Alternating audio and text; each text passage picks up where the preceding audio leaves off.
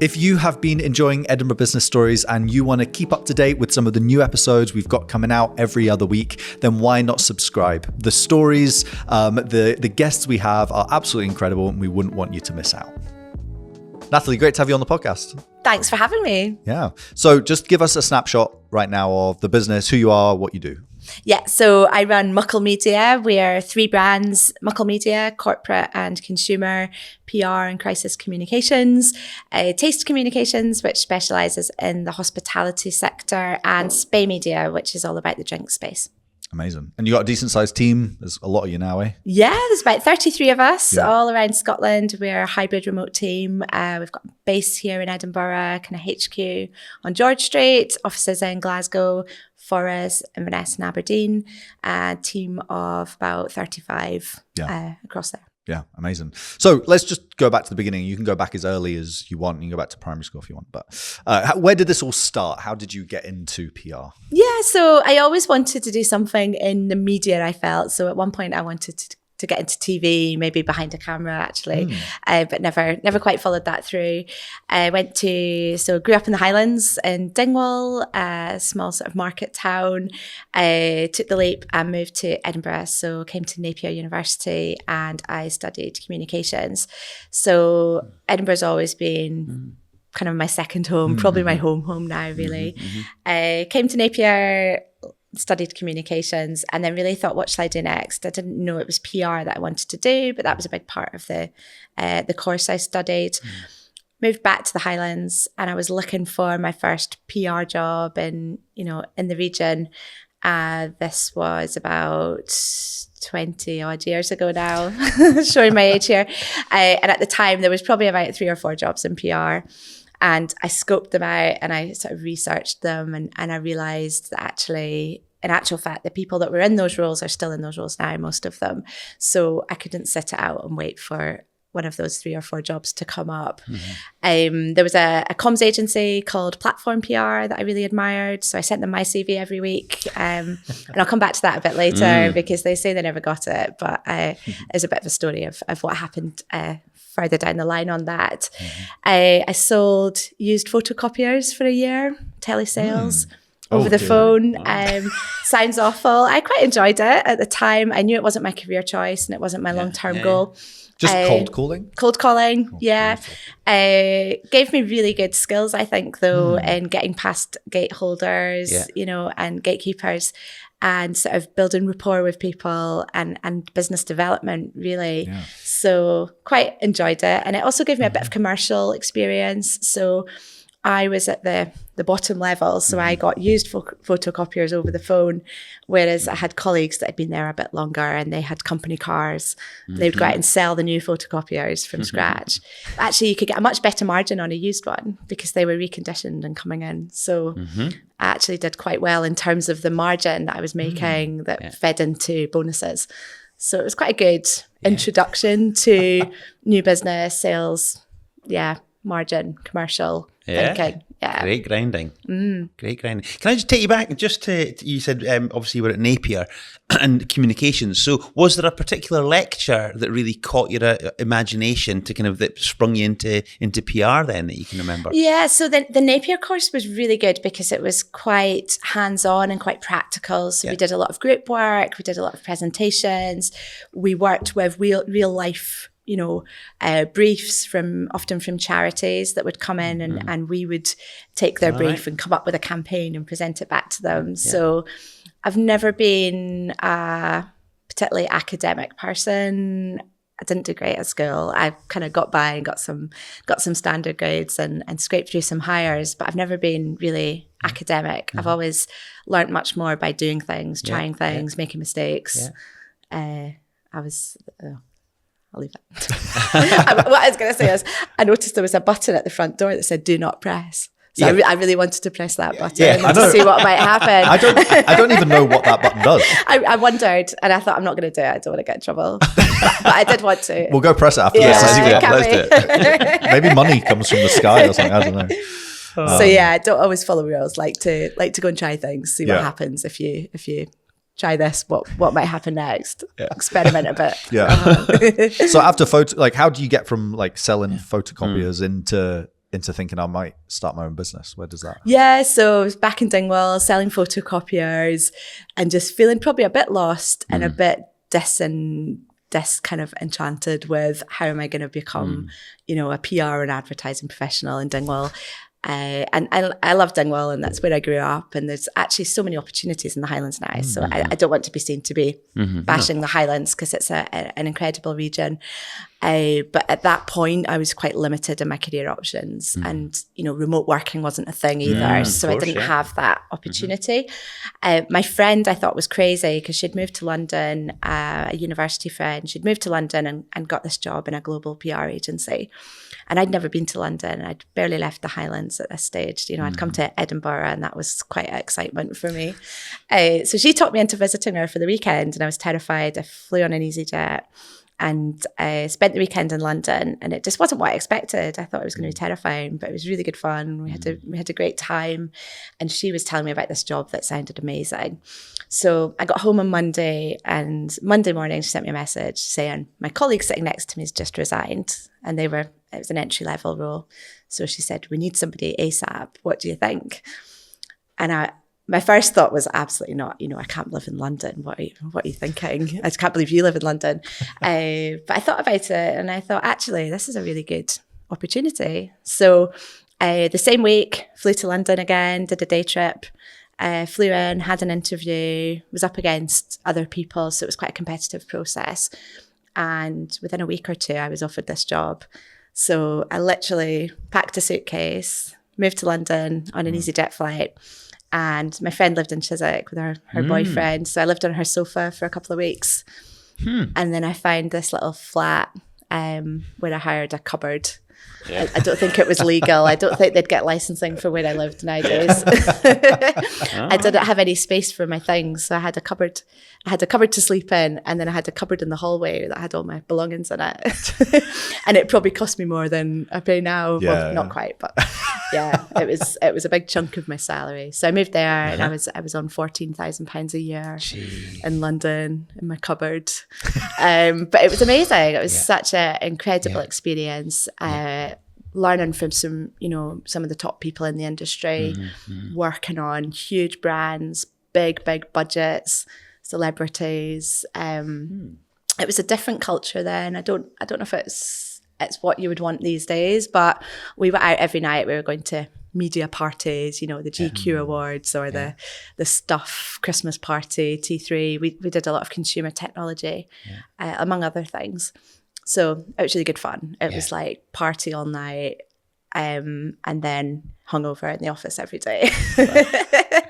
It's funny though, because that's work, right? Yeah, I mean, totally. I still do that now, really, but it's different types of evening events. Yeah. So it was a big sort of party culture.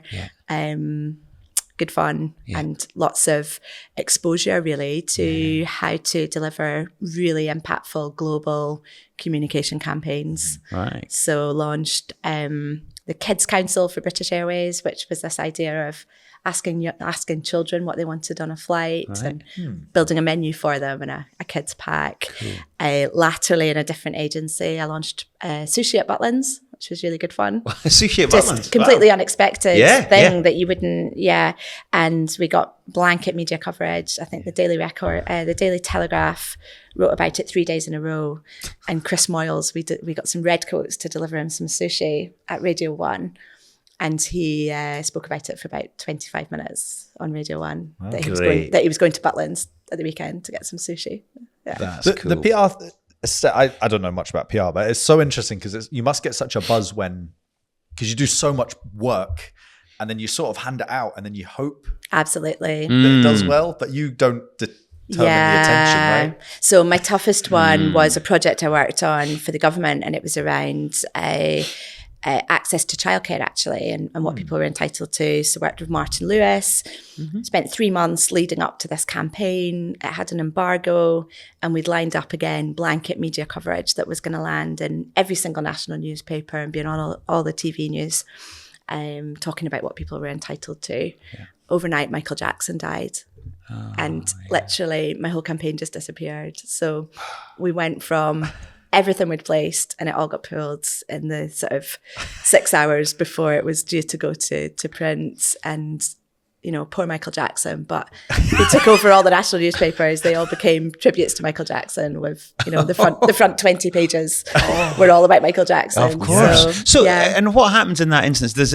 Can you reschedule it for a later time, or? Yes and no. So it was a bit news driven. We'd kind of done some research and we had some things that felt a bit newsy, but we did manage to turn that around and get feature coverage. So it trickled out, but it just wasn't the big bang that we'd planned for. But the client understood, and we did still get good results. It was just reimagined. Yeah. Wow. So, what point did London become no longer the cupboard was too small? At what point did you move back up? Yeah, so 12 years ago, I moved back.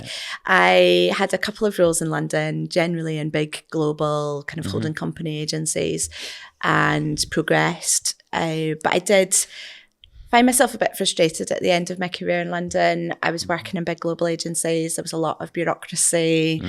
There was a bit less impact sometimes on getting results, and a lot of it was more about the process. So I felt like maybe there was better ways to do things, to be more efficient and to drive results more. And at the same time, I got a bit disenamored with London. A lot of my friends were moving away. I felt like I was getting a bit too old to be, I was coming up to 30, so I wasn't that old now that I think about it. But at the time, so I really was probably a little bit burnt out and a bit lost and just wondering, I don't know what to do next. Needed a new job. But I thought if I go to a very similar role, which I could get, down the road at a similar place, I thought I'm still going to feel the same in a couple of months. It's just the grass isn't going to be greener there. So I didn't set out to start my own agency, really. I set out to have a bit of I think I set out for some work-life balance, which I definitely didn't find. I've probably gone the opposite way to the extreme. But I moved back to Dingwall. I had about, I can't remember, £10,000 in the bank that I'd been saving for a deposit that was never going to buy me anything in London. So I bought my first flat in Dingwall, moved home, and I lined up some freelance work with contacts I had in London. So the idea was I can live in Dingwall and I can be a bit of a back office, help people with jobs behind the scenes. So I did that for a few months, but gradually every job I was doing for people, they would then say, oh, we really need you in London on Tuesday. We'll pay for your flights. So I ended up living in Dingwall, but I was still in London and I was having these nightmare travel journeys. Flights were being cancelled. I got the sleeper train once from Inverness to London, and when I woke up at 8 o'clock, we were north of Edinburgh because the train had broken down. So I ended up going all the way to London and then straight to Gatwick and flying back home because I had commitments the next day. So that was probably a realization moment where I went, I don't think working remotely, and it would be different these days because of the way that processes have changed and things are much more online. But 12 years ago, remote working wasn't the thing it is now. So I looked at how can I build my own client list? How can I find opportunities that I've got the scope to manage them? I determine where they're delivered and how they're delivered. So started to do that. But I was kind of in my little flat. I was in my pajamas most days with my laptop on my knee, Jeremy Kyle on in the background, and drinking lots of coffee and just thinking, I don't know if this is the life I chose either. So it was a bit of a reflection point of, I don't want to be in London. I'm in Dingwall now. I don't have a team. I don't have any colleagues. Got quite lonely. So I thought I need to either go and get a job or I need to create something where there's more than me. So I took that route and I thought I just need to get enough fee income. So that's how I tend to think in terms of revenue. I need enough fee income to justify, an apprentice or just anybody that I need to go to an office in the morning and I've got dressed and I've brushed my hair and ready for the day and someone to collaborate with. So that was how it got started, really. Brilliant. And has it always been that name? Tell us a little bit. Yeah, about when I was freelancing originally, that was what I set up as a kind of, I guess, my trading name. So where does it come from? So many a mickle makes a muckle. And the old phrase was many a pickle makes a muckle. So a pickle being a small thing muckle being a big thing. But over time, it changed into many a mickle. Mickles are actually big, important things themselves, which I like better than pickles, if you think about it, because you don't want to talk about lots of small things, in terms of colleagues and projects and clients. So I really like that phrase because it talks about bringing together lots of really good things and making something even better. So it feels like a nice reflection of our team, our clients, and the work that we deliver and our partners. Yeah. And so you got the first employee on board as well. And how big a thing was that for you to kind of make that leap? Yeah, I think at the time I got some grant funding, which made it slightly more accessible and slightly less scary in terms, and I just managed to get that bit of traction. Yeah. My living costs were quite low, so I didn't have lots of, I didn't need a big sort of take home for myself. So I really was able to grow quite organically in the first few years and take advantage of things like employability grants to just create opportunities and start to build a small team. And so what did that look like? At what point did you move into an office then? Was it? At that point, point as well? So we had a very cold office on the Dingwall High Street above a wool shop. But it suited us great. It did everything we needed. We had a meeting room, we had our own space, and for the first couple of years, that was just what we needed. And your biggest competitor was Platform PR, yes. So I'd sent Jane these CVs for years and then decided she was never going to give me a job. And when I started Muckle in Dingwall, Jane was running Platform PR in Beaulieu, and it was very well established, very well respected. So I thought, I'll go and speak to Jane. I'll just go and make friends with her, and find out a bit more about what she does and sort of see what the crack was. So I sent her an email, had a meeting, and I told her a bit about what I'd been doing, where I was going. She didn't remember my CVs. She denies ever receiving these. So she told me more about what she did, and there were some clear differences between our offering and our client portfolio. So it felt like we weren't actually going to be, hard competitors that were trying to beat each other. So it was quite a nice situation. And then I kept in touch with Jane over the years. And a couple of years later, she said, let's go for lunch. And she said, I'm thinking about retiring and I wondered if you want to buy Platform PR. So I said, oh, Jane, I can't. I've not even got £1,000 in the bank, I don't think. So it's not an option for me, but thank you for thinking of me. And what was really interesting, and this got me into the direction of acquisitions, because I don't think I ever would have it wouldn't have even come into my mind to think about the idea of going out and acquiring other businesses, is we structured a really interesting deal where I was able to purchase the business using the long-term income over 3 years. So a little bit like a management buyout with a phased payment, but I wasn't in-house. I was effectively the competitor. So that got me a bit of a boost in terms of client list, in terms of revenue, and set me in a really interesting direction.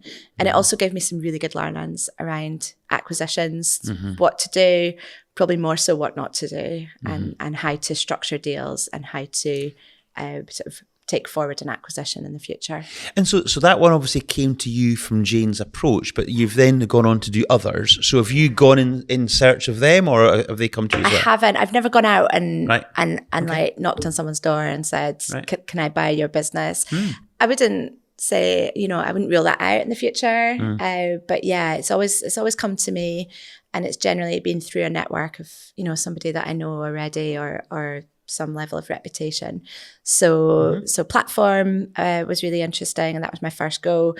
Stephen Jardine from Taste Communications, I had the opportunity in a sort of competitive environment where he was looking to exit, and I was one of a number of people he spoke to about what that might look like. And fortunately, we did a deal together that worked really nicely for both of us. And I've since sort of grown the revenue of that business probably threefold, and grown the team sort of in a similar way. So that was really interesting. Yeah. And the learnings I got from Platform helped me structure that one quite differently. Yeah. So I really understood at that second one how I could take better, how I could manage the risk better, really. Yeah. What's the and you've done another one since, which I'm sure we'll come on to, but is there anybody looking into acquisition, is there one key piece of advice you would give them? Yeah, so I would say acquisition isn't a magic bullet. So it gives you an opportunity. So the Spay opportunity almost doubled the business by acquiring Spay last year. And that is a quick fix if you want to grow, because it's there and it's in front of you, and you've got that client list, that team, those fees, and then you just need to make it work. So it's quite an instantaneous way to maybe almost double up. What I would say though is the headspace, the cost, the stress, the effort, and the risk of acquisitions. If you took all of that energy and put that into organic growth, it would be interesting to see whether that would give you the same result over time, and whether that might be a slightly more measured way to grow.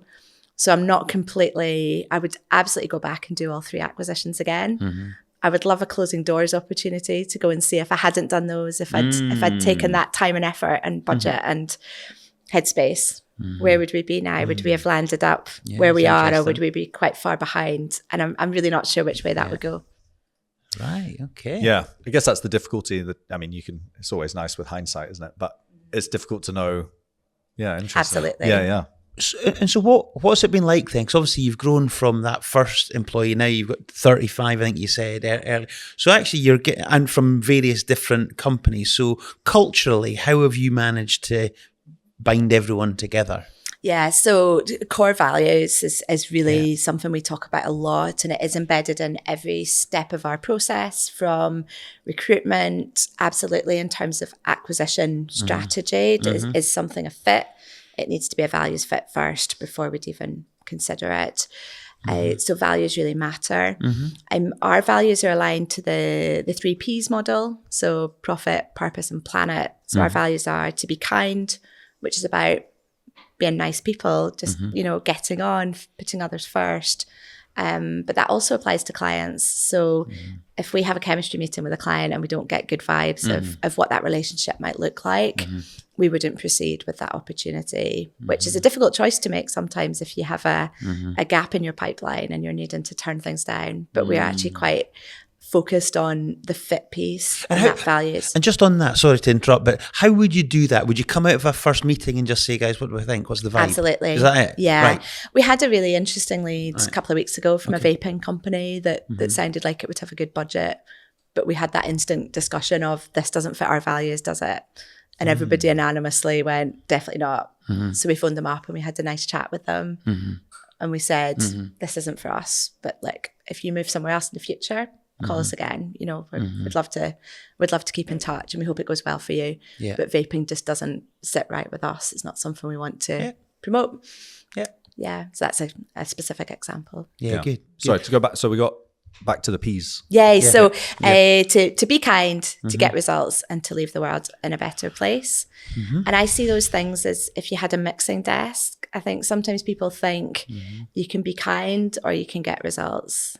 But I see those 2 things as having different levers. So this is a high expectation. What I'm looking for from the team is everyone's very kind, but everyone also gets really good results. And that's a bit of a measure of performance in its own, is, are you a nice person, and are you going to work hard and do a good job? And within that, in terms of the managing for performance as well, I guess there has to be some tough conversations. Absolutely. Which is kind of, how do you manage being kind but still having tough conversations? Because I don't think they necessarily need to kind of be the opposite.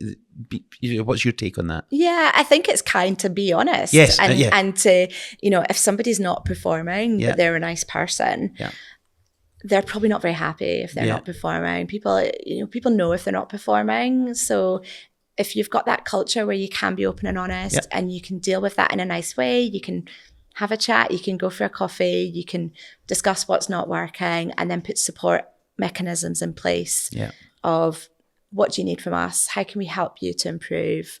What training do you need? Here's some opportunities. Here's a great podcast. Those types of things, really work hand in hand with each individual. I would also say that we're not perfect. So I want to be perfect, but I don't think any business is. So I think it's always important to say that when you talk about values, is this is where we want to get to. there's always cracks and there's always things that you need to work on to improve. I see it a bit as that whack-a-mole game. Yeah. So like something pops up over there, but when you whack it down and deal with it, in the meantime, there's two new ones over there that you're going to need to go and look at. So business is about constant improvement, isn't it? And trying to anticipate what those moles might be before they pop their heads up, but you can't always do that. And it's obviously a challenging economy just now as well. How did the 4-day work week then tie in with those values? Yeah, so we became a B Corp in 2022. We were Scotland's first PR agency to be a B Corp. Interestingly, Spey was the second to be a B Corp. So we kind of cornered the B Corp PR agency market last year. And B Corp's about a number of things, and you can interpret it in different ways depending on your business model. Obviously, there's really key things around net zero and the environment, and there's supply chain. But the piece that really probably aligns most with me is around the workforce and how do you look after your people. What we sell is time of people, so we're consultants, and that means our biggest asset is the people that work with us. So we need them to be highly skilled, highly motivated, and I believe that comes from them being happy at work and feeling confident and engaged in the workplace. So the 4-day week came after that as a bit of a thinking piece around, the world's pretty stressful regardless of your role and where you work. People have a lot of stress in their lives. Work-life balance is difficult to achieve. I've certainly not achieved it. So we tried a 4.5-day week. Now, my business operates in quite a fast-paced environment. So we really work 7 days. We're like, if a client's got a crisis on a Friday night, I'm at the coalface trying to help them manage through that. So we couldn't shut down like some organizations I know actually don't work Fridays or sometimes a Wednesday. So we split the team into 2 teams and did a 4.5-day week. The problem with that, the feedback we got from the team was it's hard to log off for that half day. So you get into your desk and you get going, and actually your 1 o'clock finish becomes probably a 2 or a half 2. Obviously that's their challenge, and I'm very much about, I'm not telling people what to do. I want you to tell me what to do, or certainly look after yourself and make your own choices. We employ adults, and I want people to feel empowered to make the right choices. But at the same time, this 4.5-day week just didn't work. People weren't using it. So we said, right, let's just be brave and do the 4-day. So we did position it as a trial, but there was no way we could have ever taken it back, regardless, really. People ask about 4-day weeks, should we trial it? And I'm like, well, you can say that, but you're never going to go from 4 back to 5, really. But no, it's gone broadly well for us. I think that the key thing is a 5-day week isn't ideal. So if you have a 5-day week, you can have, some key people that are on holiday, off sick, at a conference, in a full-day client meeting, dealing with a big issue that's come up, or whatever it might be. So that means that on a specific day, sometimes it is challenging and you just don't have the right resource in the right place on a 5-day week. So I think what the 4-day week has done is made us so much more aware of the capacity we've got, the workload that we need to manage, and the team availability. So I feel like we're probably slightly better communicators and better workload planners because we're forced to due to the 4-day week. And actually on a 5-day week, you can still have just a sort of perfect storm of situation that means nobody's at the end of that email to pick something up. So I think we've put these extra processes and procedures in that mean we're probably more resilient on a 4-day than a 5-day, and it's smooth for the clients, hopefully. And how long's that been in place now, Nathalie? It's a good question, actually. I think I would say about 18 months. Is it right? But I would need to give you a definitive date. But I think it's fab. You've got it working. Good. I'm still struggling to become a 4-day weeker myself. I'm trying to get from 7 to 6. But that's the story of a business owner, isn't it? Yeah, but that's okay. It's not about me. I've got 2 questions, Alex. Well, one's about the kids, by the way, but we'll come back to that. Leave the world in a better place. Maybe you've already kind of answered that, but how does that come to life for you? Yeah, so there's multiple ways that you can look at that, really. Yeah. I think on a societal level, the Be Kind and the Fair Work and 4-day weeks, that's leaving individual people's lives in a better place. So we try and make decisions that are going to support the workforce. From an environmental perspective, we do lots of media trips for clients. So can we think about the choices that we make for those trips so that people are taking slow travel options, so that we're, if we're doing a launch event, let's not have loads of bits of paper and leaflets. Let's think about how we can minimize the negative impact that we're having on the environment. Yeah. Nice. And how can we just be a good corporate citizen? Yeah, nice. Yeah. So I've smuggled in 2 questions there. Is that all right? You do. Okay. Kids. So you said earlier on we employ adults. I liked your answer earlier on there. But also it probably has felt like you've had to kind of deal with a lot of kids as well in terms of your own kids. What's it been like then as a kind of building your business whilst having built it, young kids? Yeah. So when I started my business 12 years ago, I didn't have kids. Yeah. I think it would be hard now, or a couple of years ago, I would have found it really quite challenging to go and do what I've done with young kids. It is challenging. I've got a 4-year-old, a 6-year-old, and an 8-year-old, and my youngest was born in April 2020. So peak of the lockdown, of the beginning of the lockdown, and at that point, it actually went. In some ways, it went in my favor because I had quite a challenging time around my second child, and the performance of the business in the months around that just had different situation of things that was quite challenging. So coming up to my third, I almost on purpose strategically reduced some costs. We were at a break point on an office with a big lease and took the decision to move into some hot desking temporarily just to see where the economy went and how I was doing in terms of having a new baby. So managed to reduce our overheads quite significantly by absolute coincidence in March 2020. Lost a few clients, lost a few team, and rather than usually I would be desperately trying to win back the clients to keep the revenue up, I went, actually this is balancing out okay, so I'm just going to give myself a little bit of room to have my third child.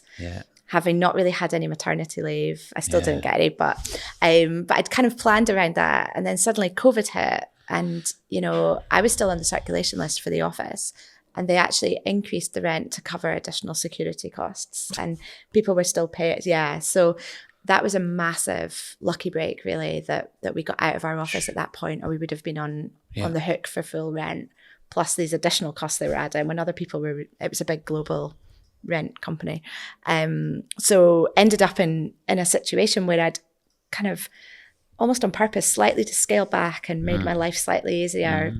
The plan was for 3 months so that I could just not be too stressed to get some time with a new baby. COVID hit. We had a lot of hospitality clients. So again, talking about difficult conversations, I was practically in labor, talking to clients that were going, the government says we can't operate our cruise tour anymore. Do we need to pay for the next 3 months' notice? And I'm going, do you know what? I would like you to, but I'm going to say no, you don't, because I want the goodwill that's going to come in the future, that's going to come back from this over the long term. So it was challenging. I moved my mum in. She became part of our bubble. She had the 2 boys who were 1 and 3. And then I had the new baby in my home office under my desk. And I was going on like Teams calls, pitching for business and putting the video off to breastfeed a baby quickly and then stick the baby back under the desk and, give it something to keep it busy and hope that it doesn't make any noise. So a lot of people didn't know I had this newborn. I was kind of, which I almost don't like. I feel like I should have probably been able to own that. Yeah. I've got a baby under my table. But I didn't. I chose to go, I'm just going to, maybe somebody doesn't want to buy PR from somebody with a newborn baby under their desk. So I'll not mention the baby. Yeah. But the thing is, Zoom's made it all okay now, isn't it, really? Do you know, people just get used to the fact that kids or dogs run in.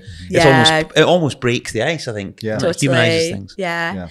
But I feel like that gave me this really interesting point. So you talk about S-curves sometimes in business. I feel like this was a post-COVID S-curve that I'd probably planned for more than others, because I knew that I was going into this new phase. So it gave me a chance to reshape the business, to rethink the strategy, to rethink the values and what do I want from a business. And that's definitely where the Be Kind thing came from, around employing nice people, working with nice clients. I'm not saying that wasn't in the past, but just really, thinking about where would I want to work and trying to create that environment for other people.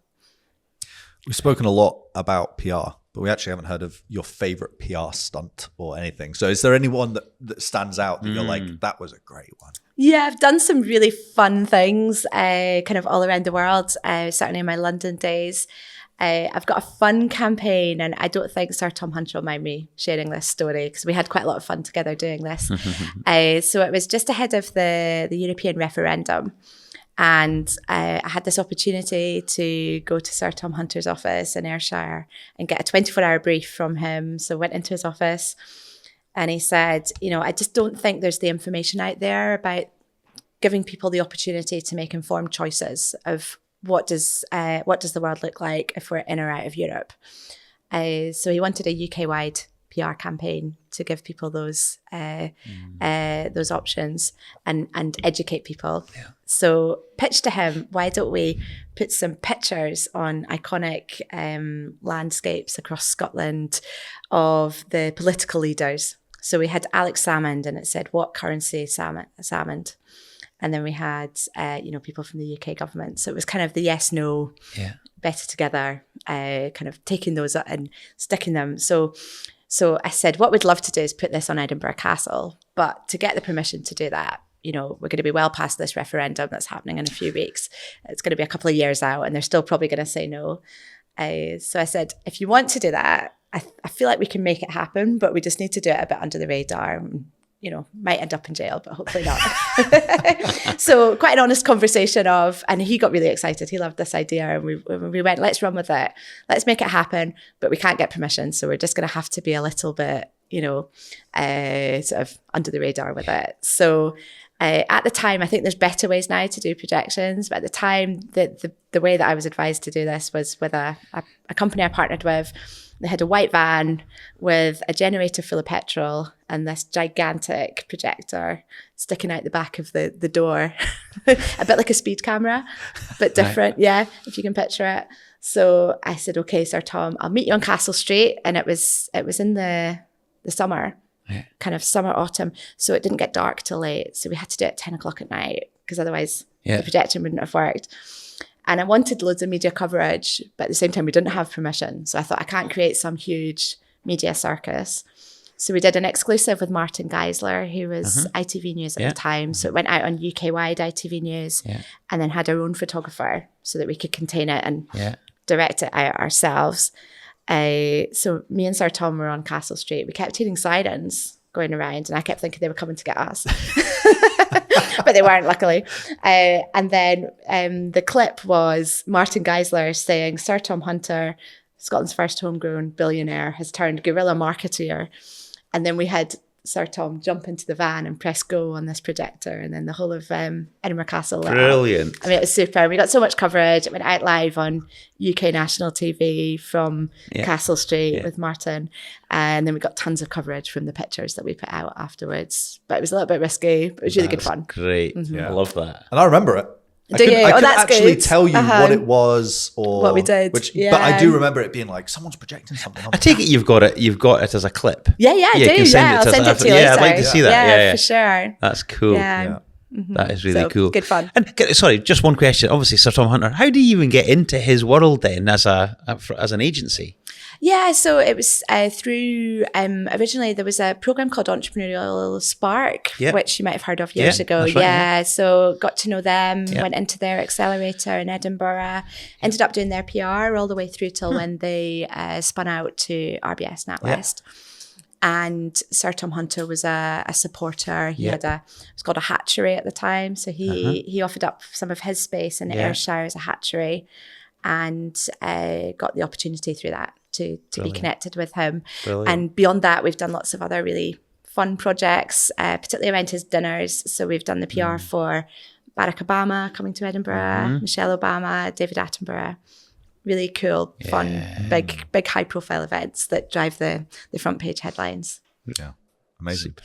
Nathalie, we ask all our guests, what is your guiding principle in business? Yeah, so definitely those 3 core values that I mentioned. So to be kind, to get results, and to leave the world in a better place. Yeah. not asking too much there. Thank you so much for coming on and sharing your story, and we wish you all the luck in the future. Thank you so much. Really enjoyed it. Brilliant.